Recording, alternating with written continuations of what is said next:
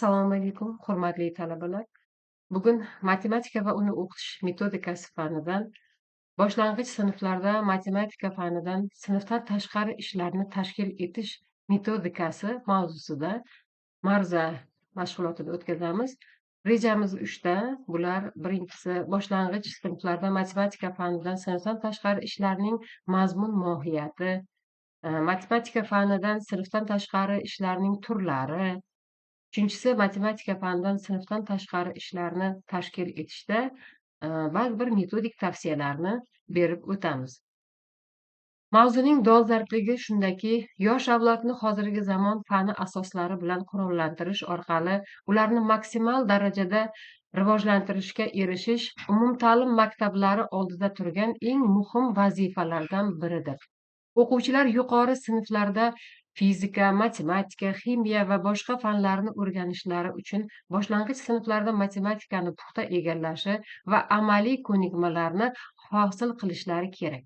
Boshlang'ich sinf o'quvchilarining matematika fanidan bilimlarini oshirish va darslikdagi mavzularni o'zlashtirish darajasini ko'tarish uchun sinfdan tashqari olib boriladigan mashg'ulotlar muhim ahamiyat kasb etadi. Sinfdan tashqari va maktabdan tashqari ishlar bolalar bilan olib boriladigan ta'lim-tarbiya ishlarining ajralmas qismi bo'lishi bilan birga, o'quvchilarni bilim va mehnatga bo'lgan qiziqishini orttirib boradi. Bu mavzuning maqsadi sinfdan tashqari ishlar o'quvchilarning matematik bilimlarini chuqurlashtirish va kengaytirish, murakkab misol masalalarni yechishni mashq qilish, matematikaning hayot bilan bog'liq tomonlarini ochadigan va dasturga kirmagan ba'zi savollar bilan tanishtirishni maqsad qilib oladi. Matematika fanidan sinfdan tashqari ishlarni tashkil etishning mazmun mohiyati shundan iboratki, maktabda matematika fanidan sinfdan tashqari ishlarni tashkil qilish bu o'quvchilar uchun darsdan tashqari vaqtda tashkil qilingan, dastur bilan bog'liq bo'lgan materiallar asosida ixtiyoriylik prinsipiga asoslangan mashg'ulotlar tushuniladi. Bunda o'quvchilarning ilm olishga ishtiyoqini uyg'otish, qobiliyat va iste'dodlarini ro'yobga chiqarishga imkon yaratadigan mashg'ulot hisoblanadi. 1993-yil Xalq ta'limi vazirligi tomonidan, ya'ni hozirgi kunda Maktabgacha ta'lim va maktab ta'lim vazirligi tomonidan sinfdan tashqari va maktabdan tashqari tarbiyaviy ishlar konsepsiyasi tasdiqlangan. Bu kabi mashg'ulotlarni tashkil etish o'quvchilarni o'z fikr va mulohazalarini erkin bayon qiluvchi imkon beradi. Sinfdan tashqari ishlarning ilmiy ahamiyati o'quvchilarga qo'shimcha bilim, ko'nikma va malakalar berishidir. Tarbiyaviy ahamiyati esa o'quvchilarning ijodiy faoliyat ko'rsatishini, mustaqil fikrlashiga zamin yaratadi. Sinfdan tashqari ishlarning turlari quyidagilar: matematik to'garaklar, qiziqarli matematik bellashuvlar va kichik fan olimpiadalari, matematik ekskursiyalar, matematik viktorinalar, matematik burchaklar. Bularning har biriga alohida to'xtalib o'tadigan bo'lsak, matematik to'garaklar bu dars mashg'ulotlaridan tashqari holatlarda, ya'ni darslarga xalaqit bermagan holatda ixtiyoriylik asosida olib boriladigan dars mashg'ulotlari hisoblanadi. Bunda o'quvchi va o'qituvchi vaqt belgilangan bo'ladi. 20-25 ba'zan 1 soatgacha cho'zilishi mumkin bo'lgan dars mashg'ulotlaridir.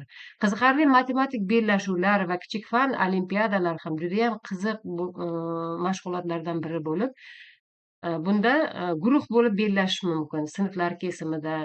Sinflar kesimida kichik fan olimpiadasi ham judayam qiziqarli mashg'ulotlardan biri hisoblanadi. Bu 3 turda olib boriladi. Birinchi turi maktab bosqichi bo'lib, bunda maktab bosqichidan 76 balldan yuqori to'plagan o'quvchilar tuman bosqichida ishtirok etadi va viloyat bosqichida ishtirok etish uchun tashkil qilingan aynan boshlang'ich sinf o'quvchilari o'rtasida olib boriladigan kichik fan olimpiadasi hisoblanadi.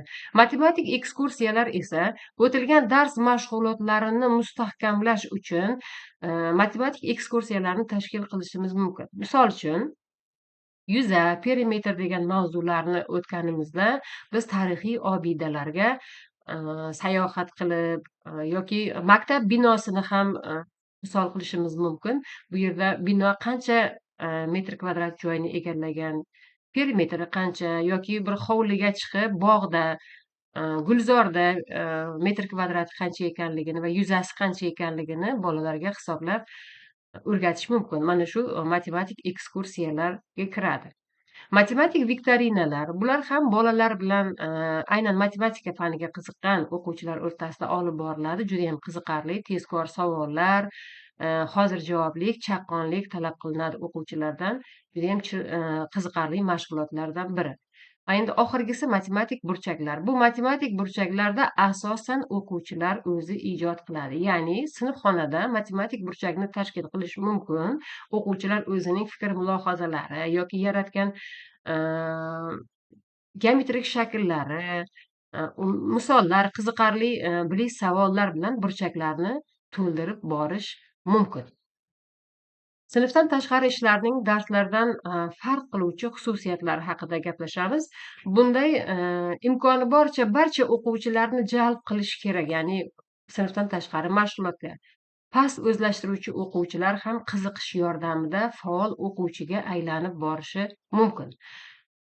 Sinfdan tashqari ishlar ixtiyoriylik prinsipi asosan quriladi, lekin qiziqishni ta'minlash lozim. Ya'ni o'quvchilarni erkin qo'yish, matematika to'garagi darsdan biroz farq qilishi lozim. Bunda bola erkin bo'lishi va o'z fikr mulohazalarini erkin ayta olishi, o'sha ularni yanada yaxshi qiziqib borishiga zamin yaratadi.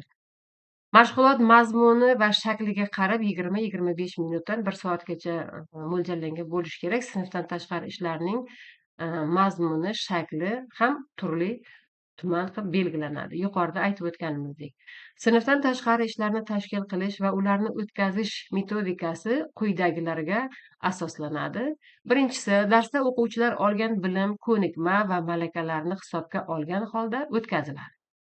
Ikkinchisi, sinfdan tashqari ishlar o'quvchilarning xohishi, havasligi, ya'ni ijodkorligi prinsipiga asoslanishi va ularni individual fikrlarini qoniqtirishi va shu maqsadda tashkil qilinadi. Uchinchisi, sinfdan tashqari ishlarni o'tkazish shakllari darsdan farq qilib, qiziqarli tomoni kuchli bo'ladi. To'rtinchisi, buning uchun zaruriy shartlardan biri shuki, o'tkaziladigan ishning rejalashtirilishi va tizimli amalga oshirilishi kerak. Endi eng oxirgi 4-qismiga to'xtalib o'tadigan bo'lsak, mana shu tizimli, rejali asosida bu ishni amalga oshirib borsa, yuqoridagi natijalarga erishish mumkin. Ya'ni muntazam bu ishlarni tashkil qilish. Boyagi sal oldin aytib o'tgan turlari haqida viktorinalar, kichik fan olimpiadalari, bellashuvlar, matematik burchaklarni tashkil qilish, bular hammasi bir-biriga zanjir kabi bog'langandek. Biz muntazam o'tkazib borsak, bolalarning yanada qiziqishi oshadi va mana shu matematika faniga bo'lgan mehr-muhabbat ham uyg'onib boradi. Ya'ni tizimli, rejali amalga oshirib borsak. Biz shundagina yaxshi natijaga erishishimiz mumkin. Endi metodik tavsiyalarga keladigan bo'lsak, judayam qiziqarli tavsiyalardan bittasi 9 ga oid 9 ta topshiriq. Bu yerda 9 ta savol berib o'tiladi. Hammasi 9 soni bilan oid. Bolalarni biroz o'ylashga, biroz izlanishga undaydigan savollar. Birinchi savolimiz 9 gacha bo'lgan raqamlar yig'indisi qanday songa bo'linsa 9 chiqadi? Bu judayam qiziqarli.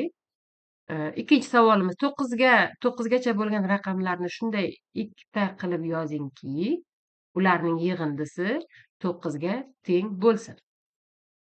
Uchinchi savolimiz 9 gacha bo'lgan raqamlardan shunday son hosil qilingki, ularni 9 ga bo'lganda 1, 2, 3, 4, 5, 6, 7, 8, 9 chiqdi. Berilgan 3 ta topshiriqning javoblariga ham o'taman. Birinchisida 45 bo'lingan 9, ya'ni jadval ichida berilgan misol ifoda desak ham bo'ladi. Bunda o'quvchi biroz o'ylasa tezda topadi. Ikkinchi savolimiz